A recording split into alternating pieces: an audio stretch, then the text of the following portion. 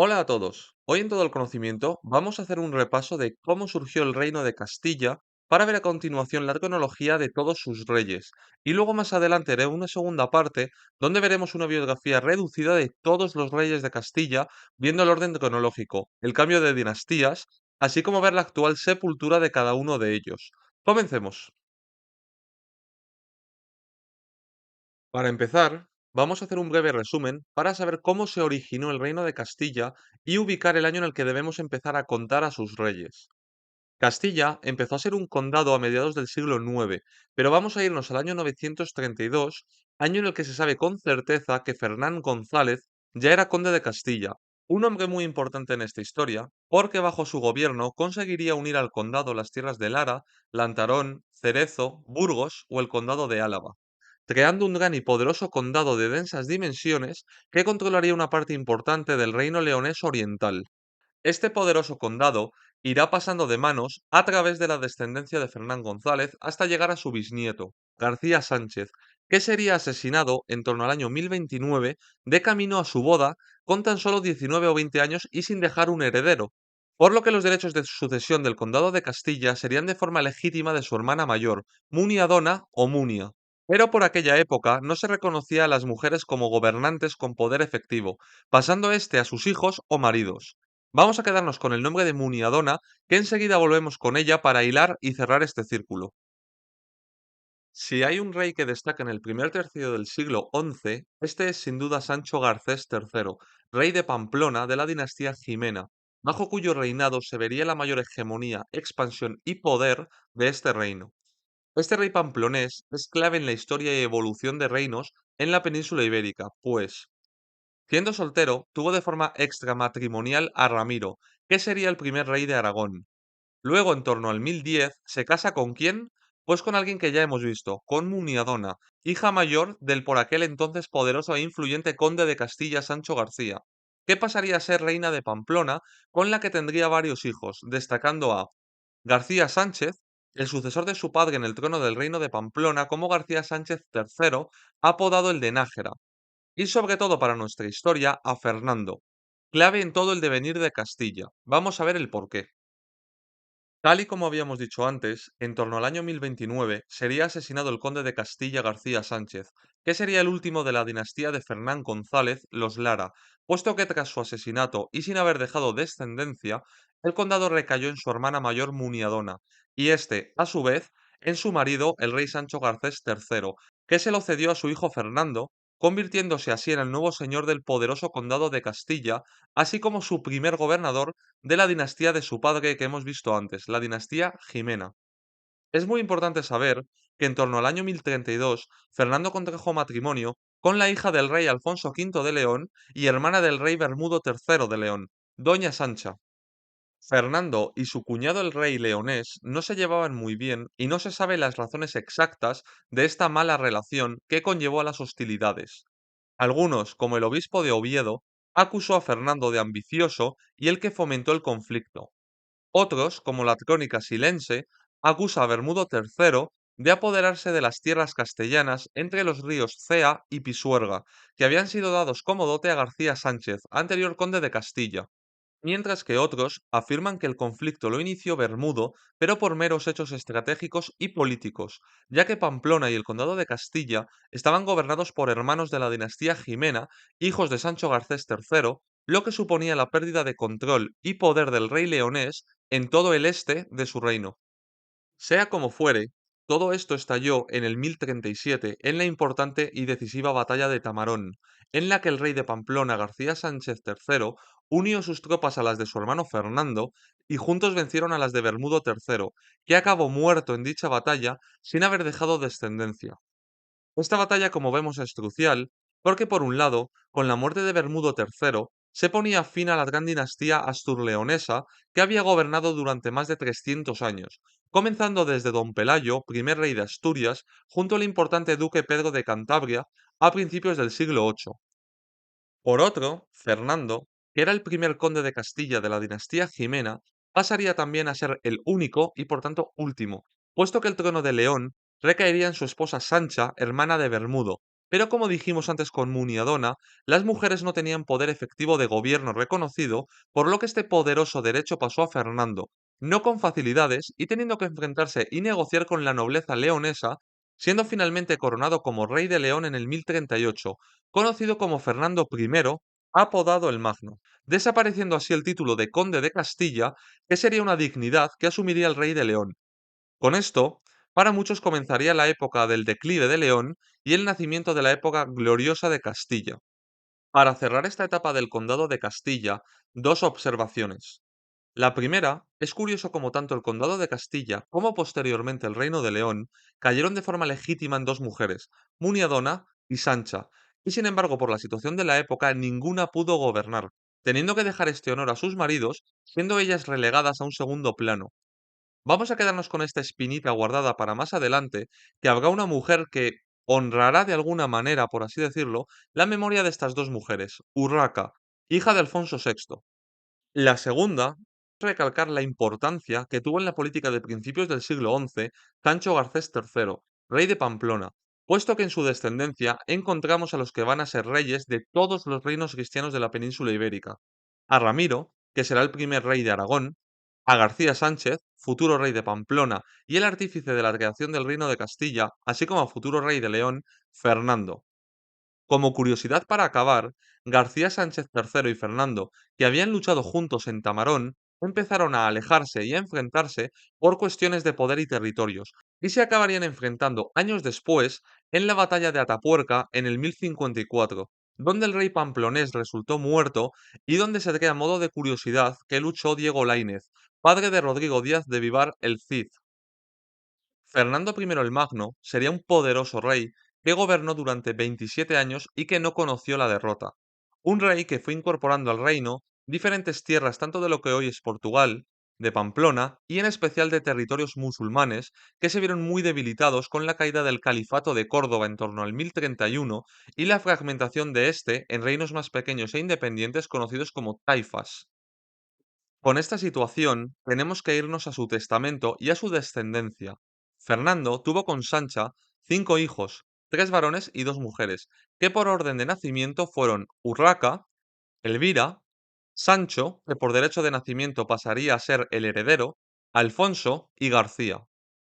Durante sus últimos años, comunicó la decisión de dividir el reino y poner una corona sobre cada uno de sus hijos varones. A Alfonso le daría el reino de León y Asturias, a García los dominios de Galicia y el condado de Portugal, así como las Parias de Sevilla o Badajoz, mostrando aquí Fernando un claro camino de expansión hacia el sur sobre las taifas musulmanas.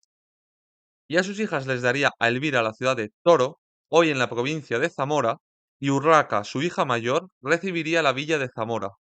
¿Y qué pasó con Sancho, su hijo mayor? Pues toda la explicación del vídeo que hemos ido viendo era para llegar hasta aquí. A Sancho le correspondió el condado de Castilla y otras tierras, pero todo ello bajo un reino, creándose así el reino de Castilla, siendo Sancho su primer rey, conocido como Sancho II, al que no le sentó nada bien, por cierto, eso de dividir el reino. Lo que vamos a hacer ahora es ver la cronología de reyes y el cambio de dinastías, y luego, como dije al principio, haré otro vídeo explicando una breve biografía de todos los reyes de Castilla. Sancho II fue rey de Castilla tras la muerte de su padre Fernando I el Magno en el año 1065, hasta su asesinato en Zamora el 7 de octubre del 1072 a manos de Bellido Dolfos, cuando ya se había proclamado también rey de Galicia y de León. Tras él, su hermano Alfonso heredó todos sus reinos y fue coronado como rey de Castilla, León y Galicia en el 1072, aunque todos quedarán dentro de la corona de León y nos referiremos a este y a los próximos monarcas como reyes de León, siendo este Alfonso VI de León. Alfonso gobernó durante más de 30 años, muriendo a finales de mayo del 1109 con más de 60 años de edad. A la muerte del rey, le sucedió en el trono su hija Urraca, ante la ausencia de varones, siendo esta proclamada como Urraca I de León, apodada la Temeraria, y que sería la primera mujer que reinó de forma efectiva y con pleno derecho de toda Europa, honrando así, entiéndase, de alguna manera a Muniadona o Sancha, que no pudieron recibir dicho honor totalmente legítimo. Urraca murió casualidades de la vida un 8 de marzo, hoy Día Internacional de la Mujer, del 1126 a los 44 años durante un parto que se complicó. Tras ella, subió al trono su único hijo varón, fruto de su primer matrimonio con Raimundo de Borgoña, Alfonso, que sería coronado como Alfonso VII de León, apodado el Emperador, primer rey de la dinastía Borgoña. Alfonso gobernaría durante más de 30 años, muriendo el 21 de agosto del 1157 a los 52 años, y en su testamento decidió dividir el reino en dos, volviendo otra vez a ver el reino de Castilla, que ya no desaparecerá e irá cogiendo cada vez más fuerza y hegemonía en la península ibérica. Este reino de Castilla sería heredado por su hijo mayor Sancho, que sería proclamado como Sancho III de Castilla, apodado el Deseado, mientras que su hijo menor Fernando recibió el trono de León como Fernando II. Este sería uno de los reinados más cortos, puesto que Sancho murió tan solo un año después, en agosto del año 1158, contando tan solo con unos 25 años de edad. Por suerte para la estabilidad del reino, Sancho murió dejando descendencia, siendo su hijo Alfonso, que contaba por aquel entonces con menos de 3 años, el que subiría al trono como Alfonso VIII de Castilla, conocido como el de las Navas, pues bajo su reinado tendría lugar la importante y decisiva batalla de las Navas de Tolosa en el 1212. Tras más de 50 años de reinado y sumando el rey 58 primaveras, murió a los 2 años de las Navas, siendo sustituido por su hijo Enrique. Enrique llegó al trono por una serie de catastróficas desdichas, pues era el último de los 10 hijos de Alfonso VIII, siendo coronado en el 1214 como Enrique I de Castilla, contando con tan solo 10 años. Al igual que Sancho III tiene el tétrico honor de tener uno de los reinados más cortos, Enrique tiene el de haber sido el único rey que nunca llegó a gobernar, pues tan solo 3 años después moriría con 13 años y siendo aún menor de edad por un fatídico accidente mientras jugaba con otros jóvenes. Al morir menor, el rey Enrique I lo hizo lógicamente sin descendencia, por lo que el trono pasó a su hermana mayor, Berenguela, que sería coronada como Berenguela I de Castilla, apodada como la Grande, que cedió el trono en favor de su hijo Fernando, que automáticamente pasó a ser Fernando III de Castilla. La importancia de Fernando deriva en que también era heredero al trono de León, pues Berenguela estaba casada con Alfonso IX, rey de León, hijo de Fernando II, por lo que a la muerte de este en el año 1230, Fernando fue también nombrado rey de León, unificando definitivamente ambos reinos, que pasarían a ser ya conocidos como Corona de Castilla. Fernando III, que ha pasado con el sobrenombre de El Santo, gobernó durante más de 30 años, muriendo un 30 de mayo del año 1252 con 51 años de edad. Tras Fernando, el trono recayó en su hijo Alfonso, que sería coronado como Alfonso X, apodado el Sabio, y que gobernó Castilla hasta su fallecimiento el 4 de abril del año 1284 a los 62 años, dejando en su testamento como heredero al infante Alfonso de la Cerda, hijo de su hijo mayor, Fernando de la Cerda, que había muerto años antes. El segundo hijo de Alfonso, Sancho, no respetó el testamento de su padre y fue proclamado rey con el apoyo de la nobleza como Sancho IV de Castilla, apodado el Bravo, que gobernaría durante algo más de 10 años, falleciendo en el año 1295 con 36 años. A su muerte fue sucedido por su hijo y heredero Fernando, que sería proclamado a los 9 años de edad como Fernando IV de Castilla, apodado el Emplazado, siendo clave tanto en su minoría de edad como durante su reinado la figura de su madre María de Molina. Fernando, de débil salud, moriría en el 1312 con tan solo 26 años. A su muerte, fue sucedido por su hijo Alfonso, de tan solo un año de edad, que sería coronado como Alfonso XI, apodado el Justiciero, que gobernaría Castilla durante casi toda la primera mitad del siglo XIV, muriendo de forma repentina a los 38 años por culpa de la peste, el 27 de marzo del 1350, dejando un único hijo legítimo y al menos 10 ilegítimos con su amante Leonor de Guzmán. Tras su muerte, sería su único hijo legítimo quien accedería al trono, Pedro, que sería coronado como Pedro I de Castilla, conocido como el Cruel. Su gobierno estuvo marcado por la inestabilidad y por el grave conflicto contra sus hermanastros, destacando al mayor, Enrique, que desataría una cruenta guerra fratricida que acabaría con los eventos de Montiel en el año 1369, año de la muerte de Pedro I con 34 años de edad, poniendo fin a la dinastía Borgoña. Tras la muerte de Pedro, sería su hermanastro Enrique quien se sentó en el trono de Castilla, inaugurando una nueva dinastía, los Trastámara, y sería coronado como Enrique II de Castilla, conocido como el de las Mercedes. Enrique gobernó durante 10 años, muriendo a finales de mayo del año 1379 a los 46 años. A la muerte del primer Trastámara, le sucedió su hijo mayor Juan, que sería coronado como Juan I de Castilla, que gobernaría hasta el 9 de octubre del año 1390, cuando murió repentinamente en un fatídico accidente mientras montaba a su caballo, contando el monarca con 32 años. Tras este repentino fallecimiento, fue sucedido en el trono por su hijo mayor Enrique, que contaba con tan solo 11 años de edad, y que sería coronado como Enrique III, apodado el Doliente, y que tiene la curiosidad de ser el primer príncipe de Asturias de la historia. De débil salud, gobernó durante 16 años, muriendo el día de Navidad del año 1406 a la temprana edad de 27 años. Tras Enrique, el trono de Castilla recayó en su hijo mayor Juan, que contaba con tan solo un año de edad, siendo coronado como Juan II de Castilla, y que gobernaría durante prácticamente toda la primera mitad del siglo XV hasta su fallecimiento el 21 de julio del año 1454, contando el rey con 49 años. A la muerte de Juan, le sucedió su hijo mayor Enrique, que sería coronado como Enrique IV de Castilla, conocido con el sobrenombre del Impotente, y que gobernó Castilla durante 20 años hasta su muerte el 11 de diciembre de 1474, contando, al igual que su padre, con 49 años de edad, dejando como heredera a su hija Juana, apodada la Beltraneja, a la que se cuestionó su legitimidad. Tras su muerte, Castilla se dividió entre los que apoyaron la legitimidad de su hija Juana y los partidarios de la hermana de Enrique, Isabel, que se autoproclamó reina en Segovia con el nombre de Isabel I de Castilla, conocida como la Católica, que firmó un documento por el cual otorgaba a su marido Fernando los mismos poderes de gobierno que a ella, de manera que él no quedaría relegado a un papel de consorte, por lo que en este periodo podemos hablar de dos reyes en Castilla, Isabel I y su marido Fernando, que sería coronado como Fernando V de Castilla, conocido como el Católico, teniendo ambos el sobrenombre de Reyes Católicos. Cuando 5 años más tarde, y tras la muerte de su padre, Fernando fue coronado rey de Aragón, firmó un documento similar en relación con sus reinos patrimoniales de Aragón en favor de Isabel.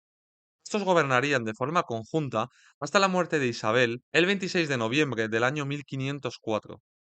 Tras su muerte, sería su hija Juana la que heredaría el trono de Castilla, siendo proclamada reina como Juana I de Castilla, conocida como la Loca, que sería la última trastámara y a la que nunca se la dejó gobernar ni por su esposo Felipe, ni por su padre Fernando, y en el futuro por su hijo Carlos.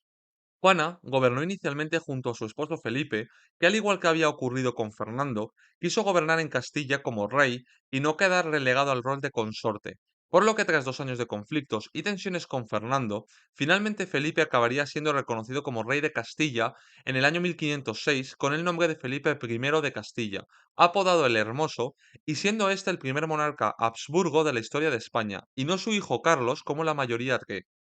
Tan solo unos meses después, Felipe murió repentinamente. A su muerte, se solicitó a Fernando ser regente de Castilla hasta que Carlos, hijo mayor de Juana y Felipe, fuese mayor de edad. El rey católico aceptó y para evitar cualquier tipo de conflicto, decidió recluir a Juana en Tordesillas en el año 1509, donde pasaría el resto de su vida hasta su muerte en el año 1555, siendo toda su vida considerada de forma oficial reina de Castilla. Fernando moriría el 23 de enero del año 1516 a los 63 años y tras más de 40 años de reinado. Tras él, la regencia la tomó temporalmente el cardenal Cisneros hasta la llegada de Carlos, que heredaría el trono de Castilla, de Aragón y Navarra, junto a todas las posesiones mediterráneas y americanas de dichos reinos.